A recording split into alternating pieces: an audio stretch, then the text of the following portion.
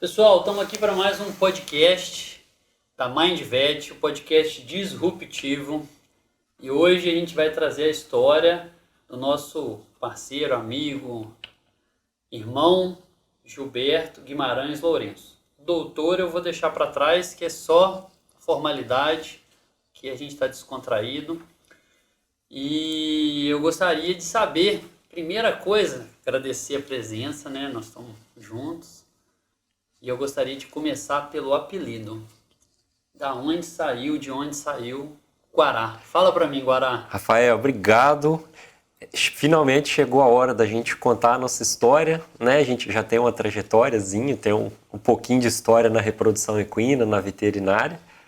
E o apelido, eu sou natural da cidade de Guaraciaba, zona da Mata Mineira, uma cidade de 10 mil habitantes. E quando eu fui fazer segundo grau em Viçosa, eu fiz o segundo grau num colégio de aplicação que chama Colune.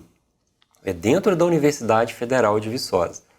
Quando eu fui começar o segundo grau, no primeiro dia de aula, um professor me colocou o apelido de Guará. Professor de História, foi falar dos feudos, falou feudo de Guará. E pegou no segundo grau esse apelido, eu carreguei durante a faculdade, quando eu formei e fui trabalhar, o apelido ainda ficou em mim. Persiste. E eu tenho maior orgulho, não tem problema nenhum, eu gosto, soa bem. Quantos anos você tinha quando você foi para Viçosa? Eu fui para Viçosa a primeira vez com 11 anos. 11 anos? 11 anos. Saí de Guaraciaba, fui com a minha mãe foi trabalhar em Viçosa, meu pai ficou em Guaraciaba. Eu fui fazer a quinta série naquela época. Fiz da quinta à oitava em Viçosa já, até a quarta série em Guaraciaba, quinta, oitava em Viçosa. Depois da oitava série eu passei nesse Colune, que é um colégio que precisa fazer prova para entrar. A gente é um mini vestibular, né? A gente acabou conseguindo entrar. E aí já entrei na Universidade Federal de Viçosa a partir dali. O segundo grau, e fiz o segundo grau todo lá. E depois prestei vestibular. E o sonho, assim, desde essa época já era fazer veterinária, Guará? Rafael, não. Assim, sendo muito sincero, muito honesto, nessa época, nessa idade, eu não tinha maturidade nenhuma. No meu caso, na minha opinião, não tinha condições nenhuma de decidir qual curso que eu iria seguir. Eu fui até meio uma escolha orgânica, porque existia a medicina veterinária em Viçosa, era um curso conceituado, né? Na época, no guia de profissões, existia lá a possibilidade de renda, a gente olhava o curso em função daquilo. E a minha família gostaria muito que eu tivesse feito medicina humana. Medicina? Medicina humana. Eu cheguei a prestar vestibular em Juiz de Fora e em BH, e em Viçosa eu prestei para veterinária, acabei passando para veterinária. Aí comecei com aquele objetivo de fazer 6 meses, trancar e depois fazer cursinho. E começar... Sério? E começar o cursinho para fazer medicina humana de novo. Só que aí, nesses primeiros 6 meses da veterinária, quando eu comecei a fazer anatomia, eu já me identifiquei logo de cara, gostei muito e senti que eu poderia continuar ali, que eu gostei do curso, do início, seria uma boa profissão para mim. Eu tenho uma origem de uma cidade pequena, né? Tive contato com o meio rural o tempo todo, meu pai era do meio rural, minha família toda, meu avô, meu pai, meu avô materno, e eu sempre tive muito contato com o meio rural, então aquilo era uma coisa orgânica para mim. Então quando eu comecei a faculdade, eu realmente me identifiquei muito. E aí abandonei, não queria voltar para fazer cursinho e seguir carreira, graças a Deus, concluí a faculdade. Essa parte da anatomia aí eu tava lá, eu lembro. Era o monitor. E o cavalo? Por que, assim, já entendíamos como é que foi a veterinária, mas e o cavalo? Qual foi o momento que a mosquinha do cavalo te picou? Ô Rafael, eu não sei falar exatamente um momento pontual assim, mas na minha infância eu tive muito contato com o cavalo, por o meu pai trabalhar na zona rural, trabalhar com bovinos. Meu pai era retireiro de leite e tinha cavalo. Quando eu tinha 6, 7 anos, não sei exatamente, ele me deu uma égua, baiana. Lembro o nome dessa égua até hoje. Mangalaga Machador ou não? Não, era sem raça definida.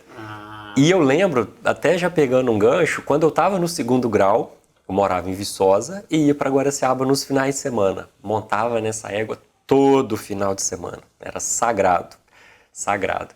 Quando eu estava no 2º grau, teve uma outra passagem legal, que com a mesadinha que eu ganhava, que era pouca coisa naquela época, eu ainda economizei o máximo que eu pude. E a primeira coisa que eu comprei com o meu dinheiro foi um chapéu.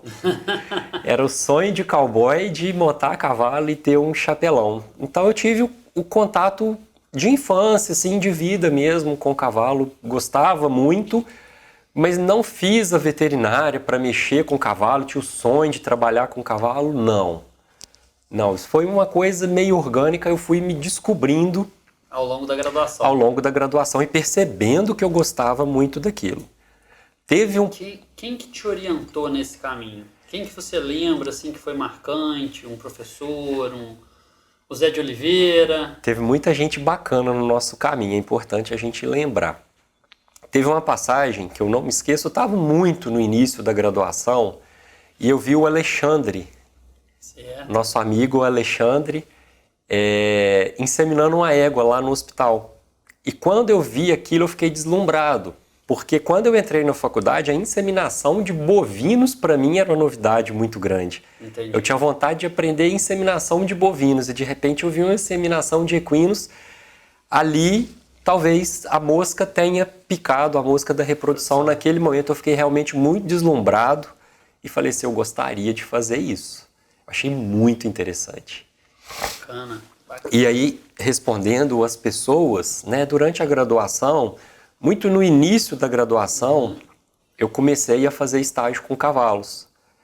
Teve uma outra passagem muito interessante, que na sua época o professor Gastal estava fazendo pós-doutorado fora. E o professor Eduardo Gastal é uma referência muito grande realmente. E quando eu já estava na graduação, ele já estava no setor de equidicultura e tinham vários estagiários. Eu fui pedir estágio para ele. Pro Gastal. Pro Gastal. O Gastal era bravo, hein? Ele me deu 6 capítulos de um livro em inglês. Aí, eu não sabia falar nada, não sabia ler. Ele falou, estuda e volta pra gente conversar. Tudo em inglês. Tudo em inglês, 6 capítulos. Eu Você li, lembra os livros? era muito Equine inicial. Reproduction, Não, Maquino. não era do Maquino, não. Era muito inicial, era a fisiologia básica de ciclo estral, pelo que eu me lembro. Mas não era desses livros conhecidos, não. Não. Não, era um outro... Ginter? Não era Ginter, com certeza. Mas aí eu li com muita dificuldade, os amigos ajudaram algumas coisas, os amigos traduziram, mas eu consegui. Demorei, mas consegui ler aquilo do jeito que deu. E voltei para ele. Hoje eu entendo que não era pela leitura, aquilo era um teste de interesse, né? Eu aprendi durante a minha carreira a importância do interesse nas coisas. E hoje eu entendo que ali ele me fez uma prova. Voltei para ele, falei que tinha lido, ele nem me arguiu e falou que tinham 6 pessoas na minha frente para o estágio para eu entrar na fila. Eu falei, não, professor, pode colocar o meu nome na fila que eu tenho interesse no estágio. Se você não tivesse falado quem era, mas contasse a história, a gente ia saber que era o Gastal. Pois é, mas hoje eu enxergo isso de uma forma muito positiva. Bom. Que é uma forma de ele ver o interesse realmente da pessoa, se você quer seguir aquele caminho.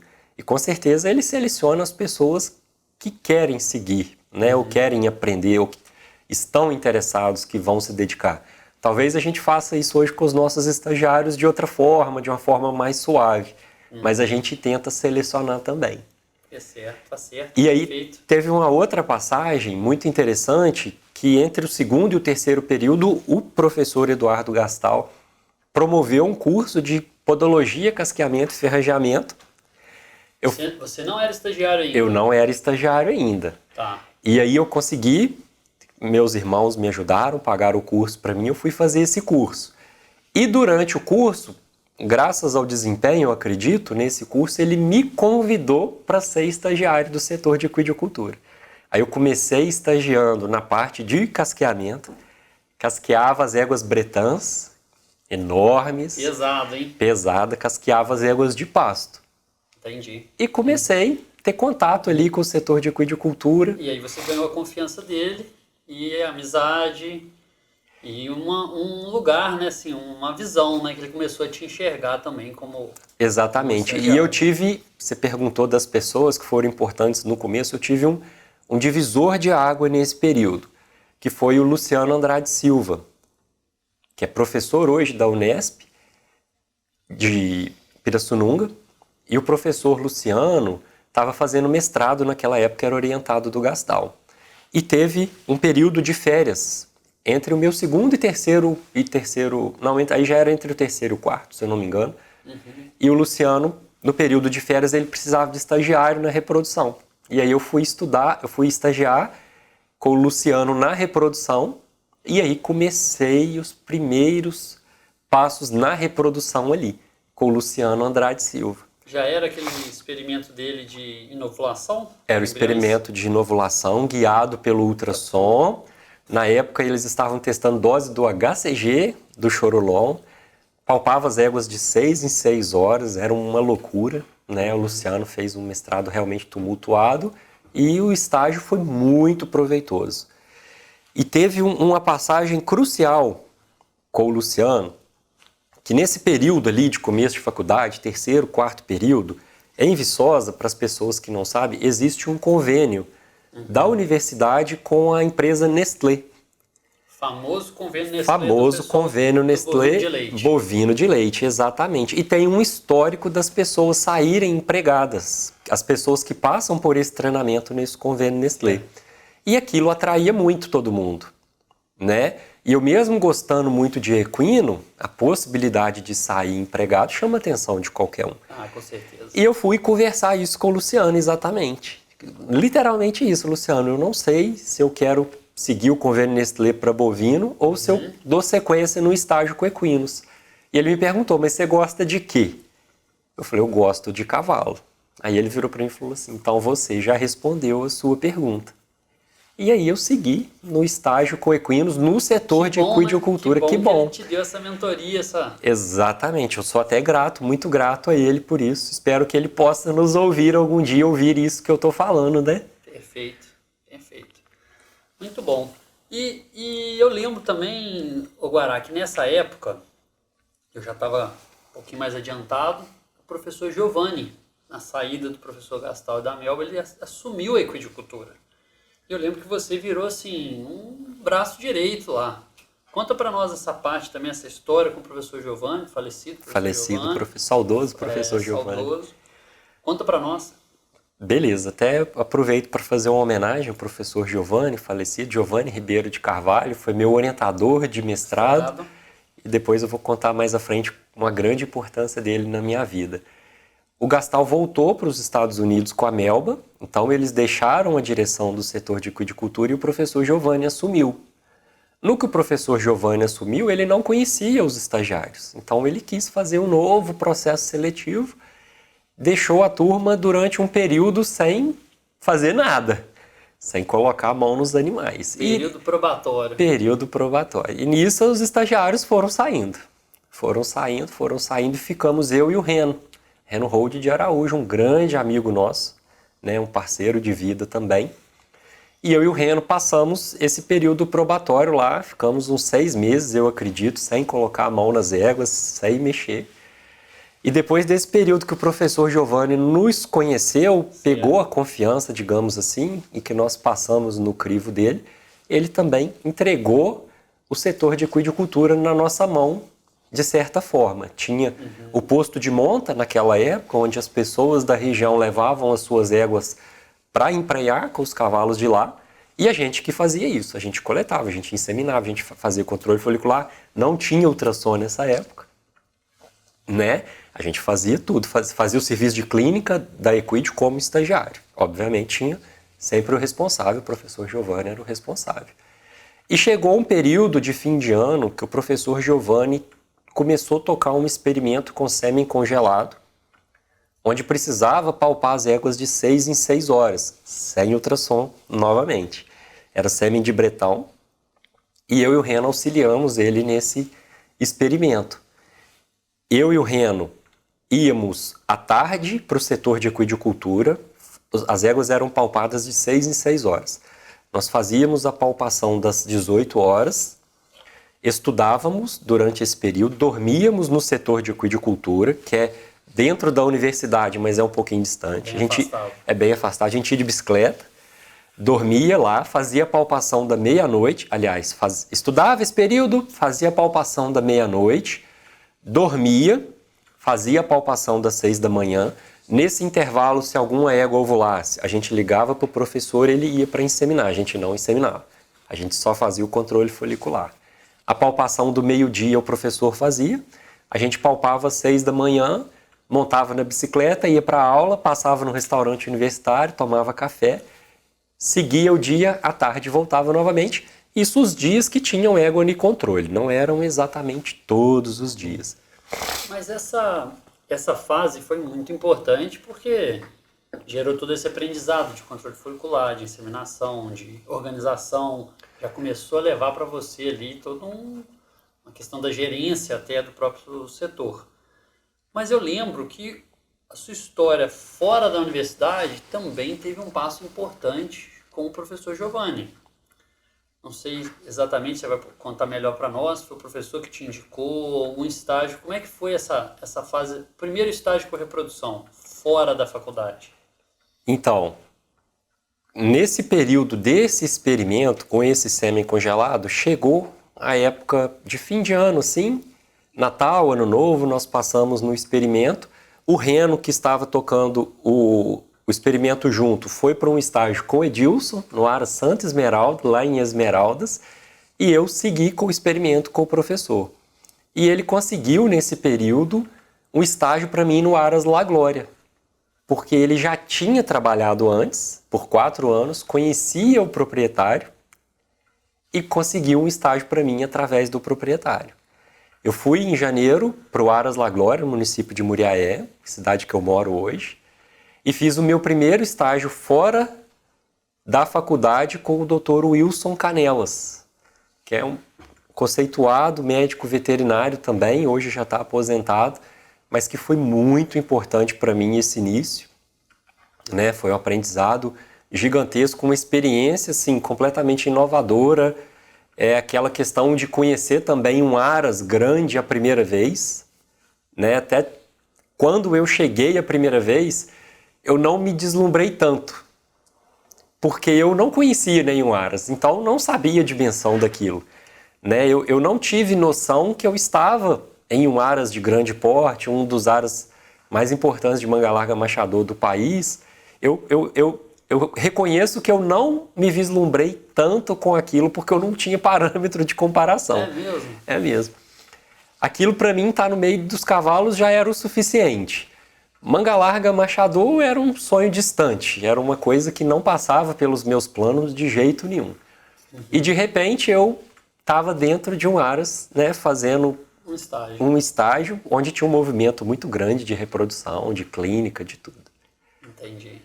Isso já era mais pro final da faculdade. Mais pro final, no penúltimo ano. Você já tinha ali decidido que a reprodução era o... Sim, seria o ramo que eu ia seguir. Eu já tinha contato na Equídeo, já foi após essa passagem com o professor Gastal, o professor Giovanni, eu já sabia palpar, fazer controle folicular, manipular sêmen, coletar. Então isso também me ajudou muito no estágio fora. Eu pude ajudar o Dr. Wilson, né, e aproveitar as oportunidades que foram aparecendo. E como que foi o link para sair da faculdade e começar a trabalhar? Que a gente sabe que você trabalha no Aras La Glória. Conta para nós assim, com mais detalhes como é que foi essa transição. Rafael, com essa experiência no Aras La Glória de estágio, eu fiz o estágio por 1 ano. No ano seguinte, eu voltei para estagiar novamente e me tornei conhecido do Aras, do proprietário. Aí no ano seguinte o Dr. Wilson acabou saindo, né, por motivos dele, e veio trabalhar o Marcos Barreto. Eu fui estagiário do Marcos Barreto e o Marcos veio trabalhar por uma estação só. Ele, né, já veio combinado de trabalhar por uma estação só. E aí o proprietário, o Marcos, indicou para o proprietário, avalizou de certa forma, e o proprietário do Aras, a qual eu faço o agradecimento também, o Lael Filho, Lael Varela Filho, me fez o convite para trabalhar. E aí eu comecei já na estação seguinte após o Marco. E aí, a minha graduação ela terminaria em dezembro. E a estação de moto começa em agosto. Certo. Então eu tive que encurtar 6 meses. O último período também eu peguei todas as matérias do segundo semestre, puxei todas para o primeiro semestre e formei com 4 anos e meio. Para poder trabalhar. Colei grau dia 30 de junho, 30 de julho, perdão, e comecei a trabalhar dia 1º de julho. Terminou minha aula dia 28 de junho, eu comecei a trabalhar na segunda-feira, dia 1º de julho. Olha que bacana. E colei grau um mês depois e tô lá até hoje. Tá lá até hoje. Graças a Deus. Esse é um ponto que a gente tem que conversar bastante. Que quantos anos se passaram já, desde o primeiro estágio até hoje? Quase 20 anos, praticamente. 20 2002, anos. 2003. Quase 20 anos de La Glória. De La Glória. Quase 20 anos de La Glória. Eu tenho certeza que tiveram muitas alegrias, mas também muitos desafios. Podia contar pra gente o começo. Quais foram os primeiros desafios? Logo que você entrou e se viu naquele mundo de cavalo, aquela quantidade, aquele movimento, como é que foi para se inteirar nessa situação? Primeiro e maior desafio, sem dúvida, foi na reprodução, porque eu passei a ser o responsável pelas transferências de embrião. E eu sabia até então fazer controle folicular, inseminação, a parte mais básica. Eu não tinha nenhuma experiência em transferência de embrião. Eu tinha visto. Durante o período que eu estagiei, eu aprendi vendo e depois eu tinha que fazer. Então eu aprendi naturalmente fazendo. Na prática. Na prática. Então vieram os desafios ali dos resultados, dos gargalos. Uhum. Nesse período eu tive uma ajuda importante também, que vale salientar, que o Dr. Gustavo Mendes Gomes, conhecido como Bigu, passou um final de semana com a gente lá na fazenda, onde ele deu os principais macetes. Isso bem no comecinho ali, que foi aonde deu aquela alavancada, né? Onde a conversão aumentou, a taxa de prenhez melhorou graças a esses macetes, essa digamos. Consultoria. Exatamente, foi uma mentoria ali através do proprietário, que ele é amigo do proprietário, certo. Eu fiquei conhecendo ele naquele momento e, certo. né, naturalmente sou amigo dele hoje, grato por isso. Mas ali que a coisa começou a deslanchar, sabe? Mas tiveram muitos aprendizados no início e muitos desafios, né, Rafael? A parte da clínica, você não tem experiência de nada. Uhum. A gente tem algum conhecimento teórico do que a gente viu na faculdade, e aí eu também agradeço por isso, que a gente teve uma base muito boa na Universidade Federal de Viçosa, e aos poucos os conhecimentos foram sendo puxados com os casos clínicos que foram aparecendo, mas muita coisa a gente passou a ver pela primeira vez. Uhum. O Aras, por ter uma estrutura muito bacana, a gente tinha suporte também de outros profissionais, principalmente na área clínica, né? Sempre, se tivesse uma cólica mais grave, tinha algum profissional que ajudava. A parte de ortopedia, sempre tem o profissional que vem fazer ortopedia. Mas a reprodução, desde muito cedo, eu fui tocando sozinho e fui aprendendo sozinho. Na época, a gente conversava muito, né? Tive a oportunidade de aprender muito com você, aprendo até hoje, naturalmente. Mas na época eu lembro que a gente conversava muito, a gente tinha uma proximidade muito grande, tinha acabado de sair da graduação. E a nossa família também sempre foi Nossa próxima. família sempre foi próxima, então como você já estava mais adiantado, sem falar da sua capacidade, eu tirava muita dúvida com você, isso foi muito importante. Mas a curva de aprendizado ela já começou pauleira. Foi meio na marra. Foi meio na marra, aprendi fazendo, skin in the game. E naquela época a gente não tinha as facilidades, né? Tipo YouTube, tipo Instagram, então... Eram livros, artigos e estudar. Eu também tinha os desafios, abria livro e estudar, ia correr atrás. Teve uma passagem de clínica que não era de reprodução, uma égua que tinha sido campeã nacional. E ela estava cotada para ser campeã nacional no ano seguinte. Começou com a claudicação, com a paresia dos membros posteriores. E eu tinha visto um caso de EPM na graduação. E aí aquilo me veio na cabeça. E aí eu lembro que eu coloquei a égua numa área de exame clínico, abri o livro Estudei todas as possibilidades de doença neurológica e examinei a égua para todas as possibilidades e nós conseguimos fechar o diagnóstico de EPM e tratar, e a égua melhorou, não ficou 100%, que a gente sabe das consequências, das dificuldades, mas foram inúmeros aprendizados dessa forma. E eu acredito também que um aprendizado grande nessa época foi a decisão de fazer o mestrado. Você deve ter as matérias. Quando que foi o mestrado? Meu mestrado começou em 2008.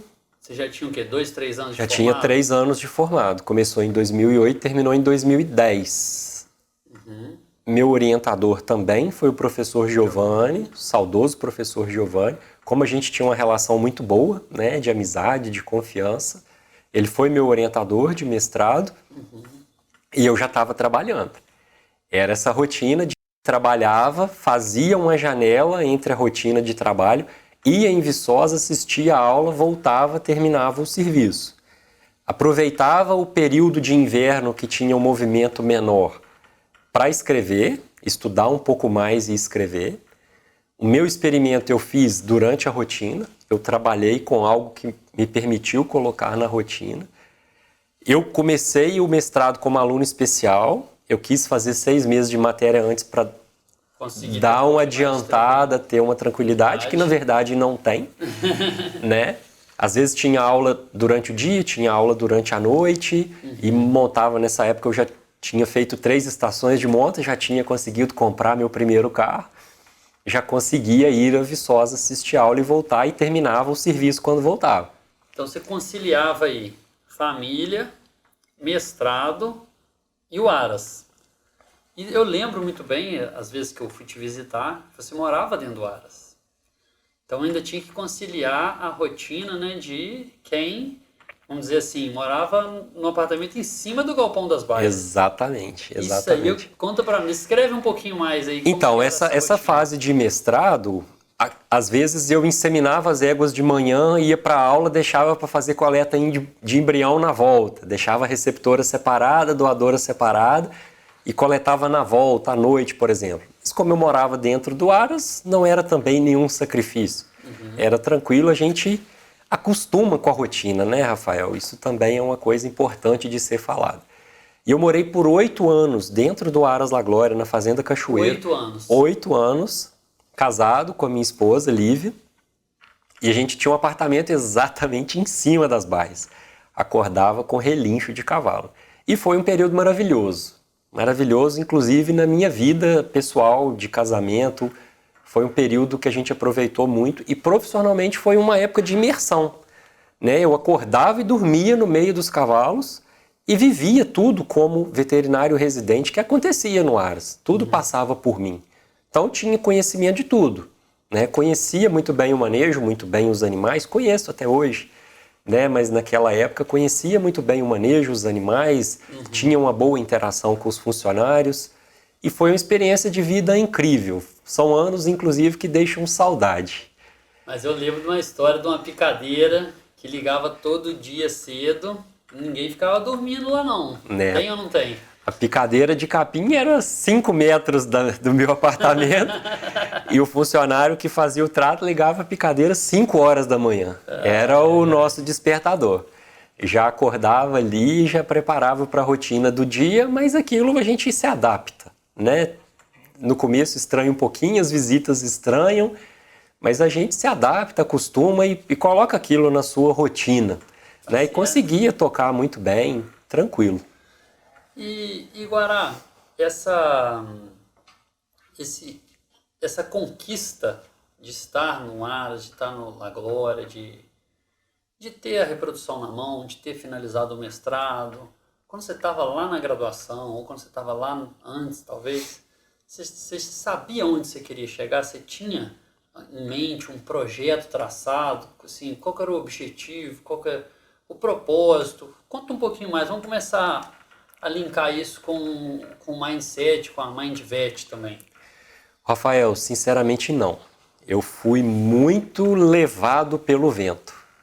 Eu não hasteei o mastro do meu barco em direção ao vento, não. Foi um caminho, de certa forma, orgânico.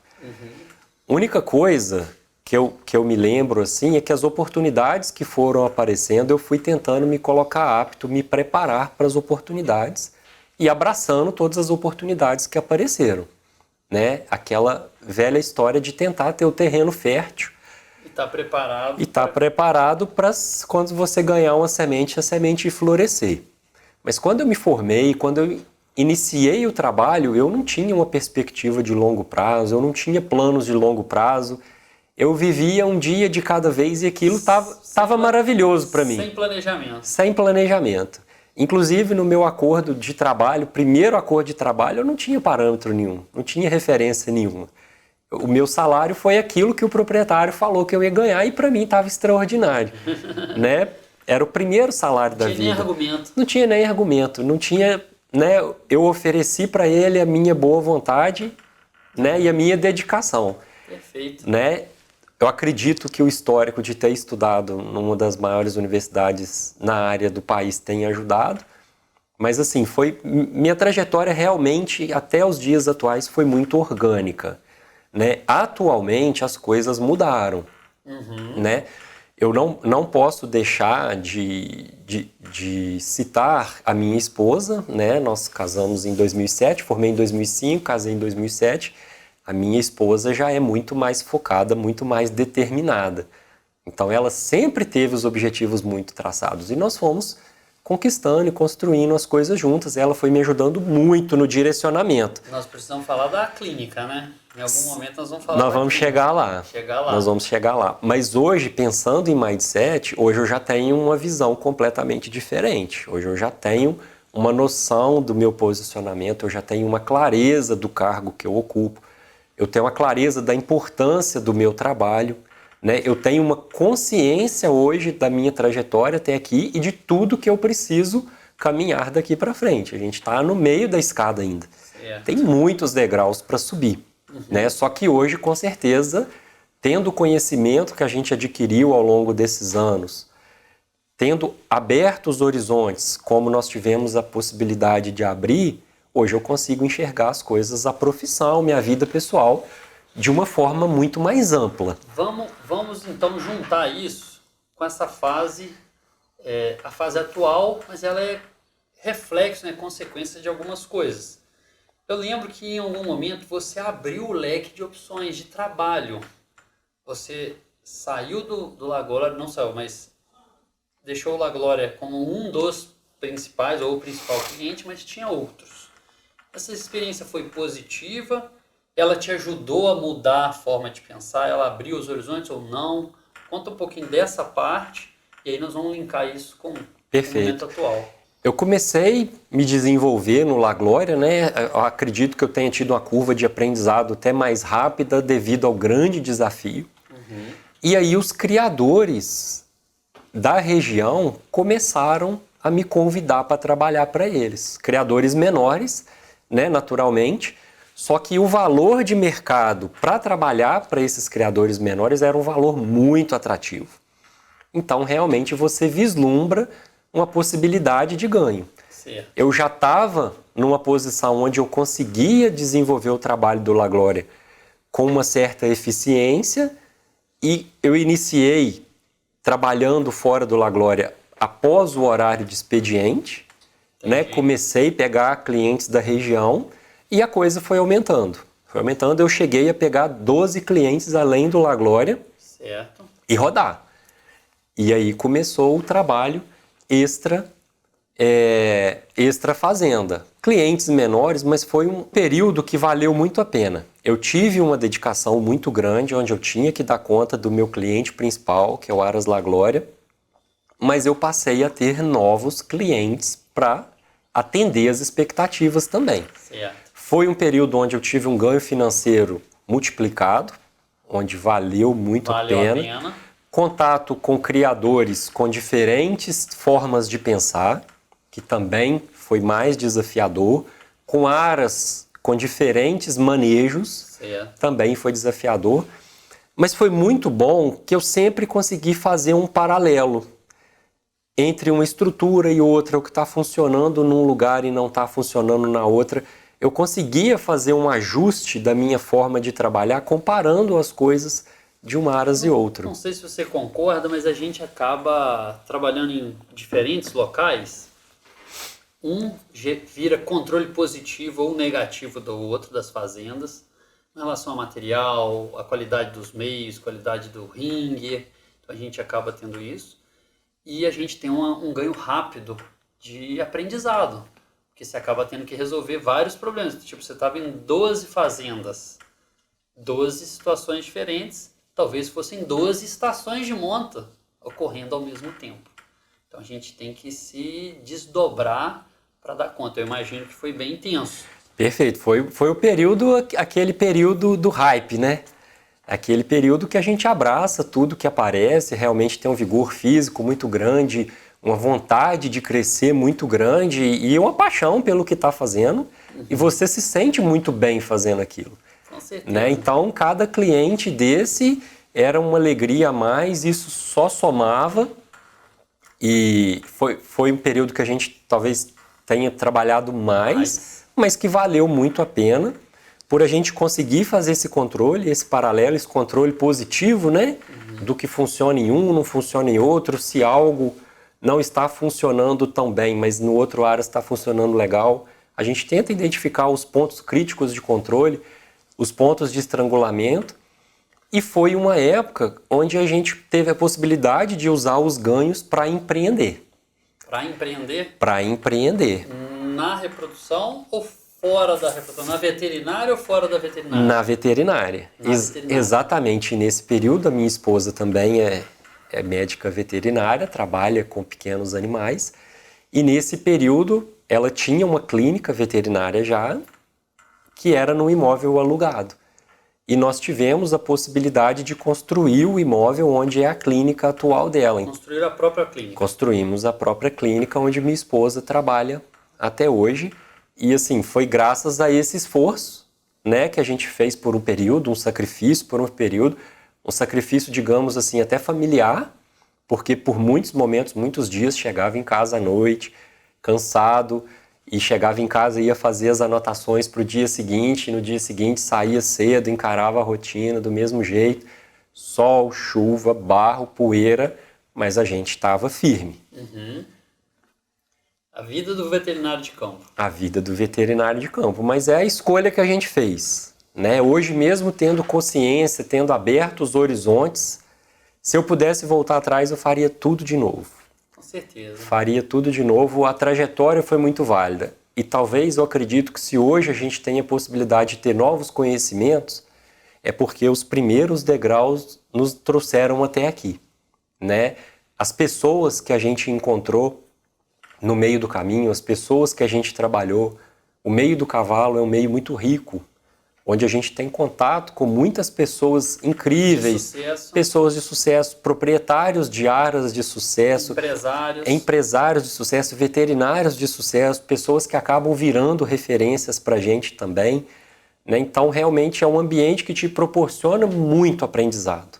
Uhum. Se você estiver aberto, estiver com a mente aberta, se dedicar, existe realmente uma possibilidade muito grande de aprendizado, e esses aprendizados foram importantes até para eu empreender. Porque o proprietário do Aras La Glória, a família dele é uma família extremamente empreendedora. Entendi. Então a gente acaba se espelhando um pouco, né? Aprendendo algumas coisas e aplicando isso. E como que isso funciona hoje?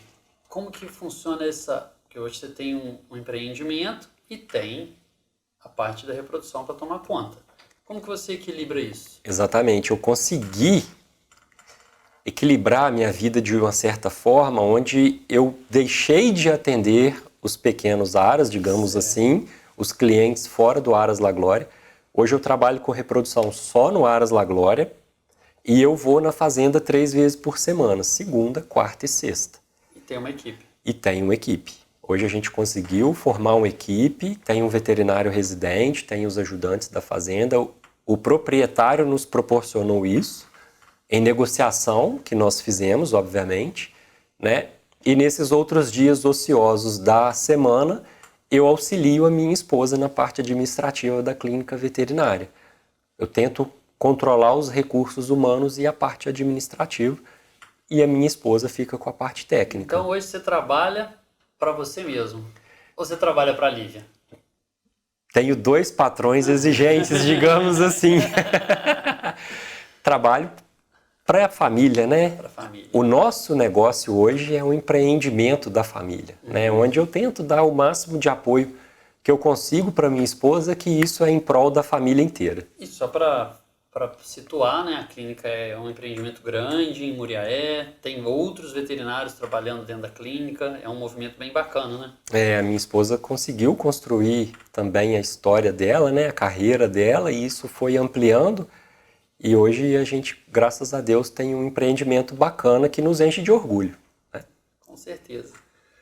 Agora, falando um pouco sobre a parte lúdica de como que a gente se enxerga, como você se enxerga hoje na reprodução, na veterinária, o que você poderia contar para nós sobre o Guará? Rafael, hoje eu me considero um médico veterinário de reprodução equina. Essa é minha função principal, é o que me traz mais prazer, mais orgulho e é talvez a parte que eu mais me dedique.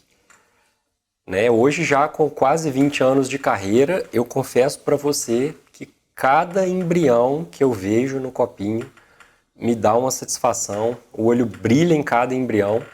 Cada vez que eu vou fazer um exame de uma receptora para fazer um diagnóstico de gestação, dá aquele friozinho na barriga e eu acho que isso é um combustível que move a gente, né? Então hoje eu já procuro enxergar o meu papel na sociedade que eu vivo, né? Então eu tento contribuir com a sociedade que eu vivo com o meu trabalho como médico veterinário. A fazenda, ela emprega várias famílias, né? Além das famílias dos empregos diretos, tem os empregos indiretos que mantém. E eu entendo que o meu trabalho na reprodução equina, produzindo, fazendo parte da produção dos animais que nascem anualmente na fazenda, eu dou a minha contribuição para o funcionamento de um empreendimento, né, que emprega várias famílias. Eu tento enxergar a minha profissão dessa forma hoje. O que eu posso contribuir para a minha sociedade onde eu vivo. Uma parte da engrenagem, né? Uma parte da engrenagem uma parte também. Importante. Eu acredito que sim, né, Rafael? Com certeza. Né, que todos os animais do Aras passam pela nossa mão, literalmente. Literalmente. Né? E eu gosto, assim, da parte mística do processo, que o Aras produz animais que chegam até o pódio, chegam a ser campeões nacionais, mas quando aquele embrião está na lupa, na plaquinha, ali na minha mão, eu tento colocar o máximo da minha energia positiva para aquilo dar certo. E acredito que isso contribua para a trajetória daquele animal após o nascimento. Né? Durante o processo todo. Mas principalmente quando o embrião está na minha mão ali. Né? Eu me dedico ao máximo, eu me esforço ao máximo. Eu tento fazer tudo da melhor forma possível. Escolhe a melhor receptora. A melhor receptora sempre para aquele embrião vir a termo.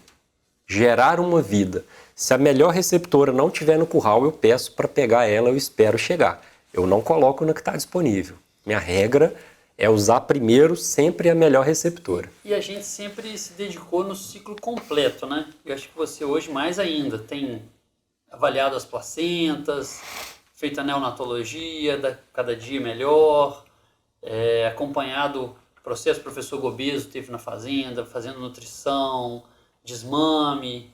Então, você ainda está mexendo com isso tudo? Hoje a minha função principal na fazenda, no Aras, é realmente a reprodução. Tem um veterinário residente que cuida da clínica, mas eu sou o responsável pela fazenda. Né? A gente continua ainda tendo conhecimento de todos os processos que acontecem. E esses anos todos e a própria possibilidade que o Aras deu, a gente teve contato com muitos profissionais que são referências também em suas áreas. A gente teve a oportunidade de aprender muita coisa. Como você disse, o professor Gobeso, que é referência na nutrição, a gente tentou trazer esses conhecimentos de nutrição para a reprodução, não só para a criação em si. Né? Nós conhecemos recentemente uma pessoa maravilhosa, que é a doutora Tatiana Figueiredo, que é a Tati, né? Que eu tive a oportunidade de fazer um curso com ela, que é craque em neonatologia, que trouxe novos conhecimentos de neonatologia para a gente. Então, nós pudemos otimizar ainda mais o processo de nascimento, de não perder potros, né, de tentar minimizar as perdas ao máximo. Tudo que está ao nosso alcance para evitar as perdas a gente tem feito. Então a gente tem, assim, tentado contribuir muito com a criação. Muito bacana. E eu lembrei que agora você falou da Tati, eu lembrei também da Karine e o Guilherme, né? Vocês fizeram um experimento muito bacana com Doppler. Isso também traz a parte científica, né, Guará? Exatamente. Uma outra coisa muito legal que o mestrado nos proporcionou e o nosso perfil, que nós somos profissionais de campo, eu me considero hoje um profissional de campo, né? Eu estou um pouquinho afastado da academia, mas a gente não perdeu o vínculo com a academia, a gente não perdeu o contato. Eu acho que isso foi muito importante na nossa carreira. Então, frequentemente, a gente está recebendo pessoas no Aras para tocar experimento. Na última estação de monta, nós tivemos a oportunidade de tocar 2 experimentos concomitantes. 2 experimentos? Concomitantes junto com a estação de monta. Um foi do professor Gobesso, realmente lá da USP de Pirassununga, testando um antioxidante para doadoras, um suplemento nutricional em pó antioxidante para ver se tinha um efeito na melhora da produção de embriões das doadoras. E um outro experimento avaliando o fluxo sanguíneo do corpo lúteo de éguas receptoras. Com o Doppler? Com o Doppler.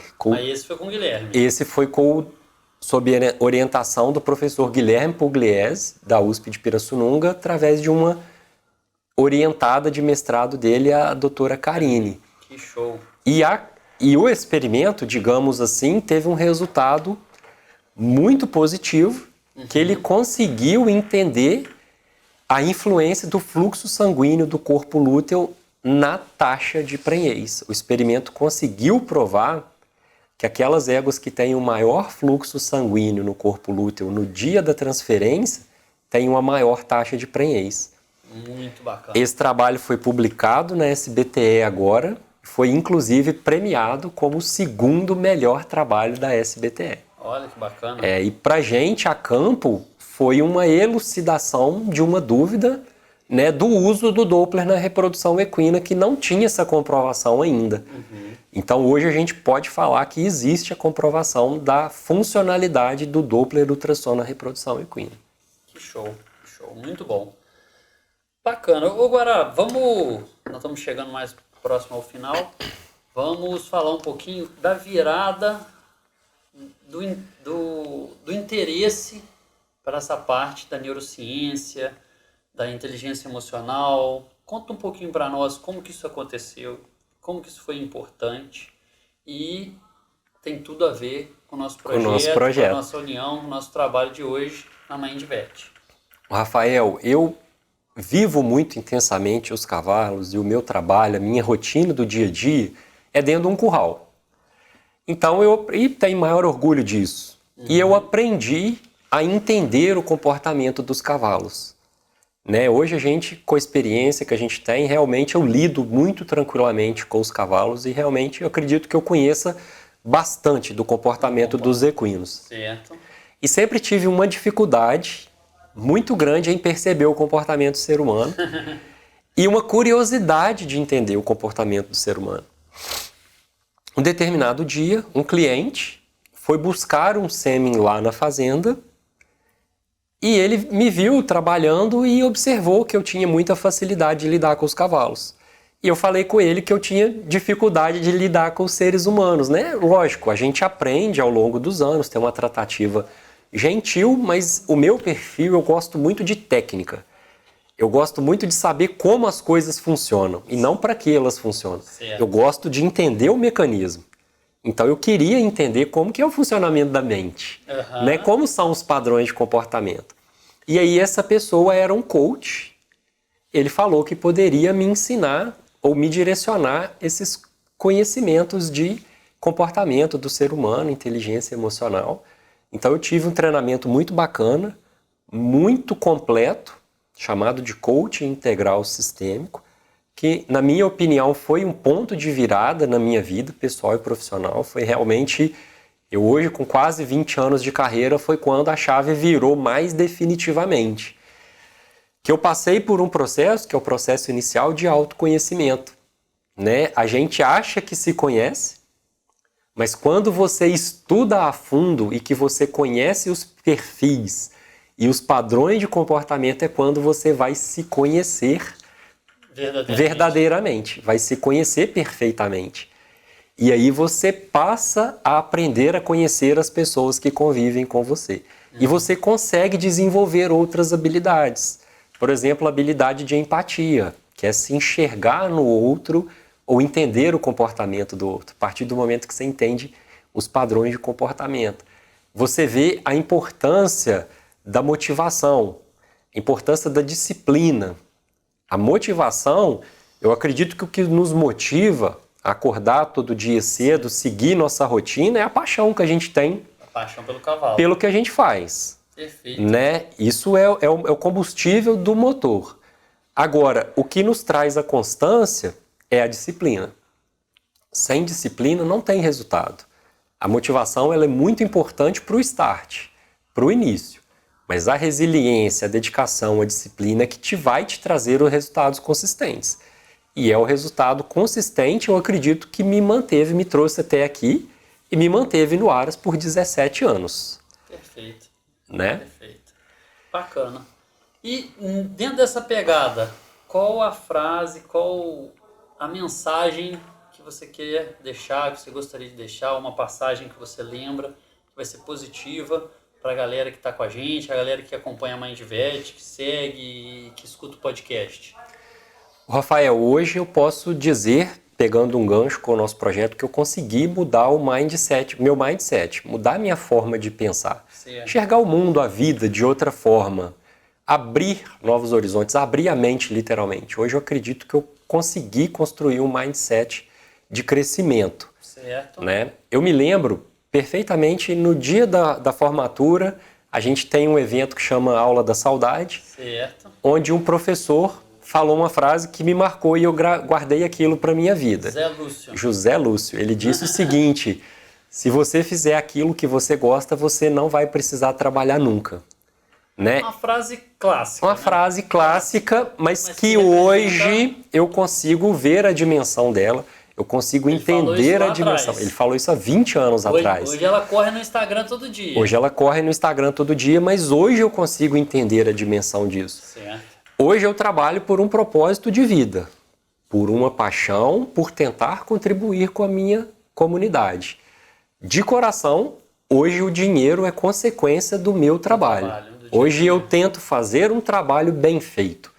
Se eu fizer um trabalho bem feito, a remuneração é proporcional e é imediata e é uma coisa natural. Eu, sinceramente, hoje eu tenho a consciência de não trabalhar pelo dinheiro.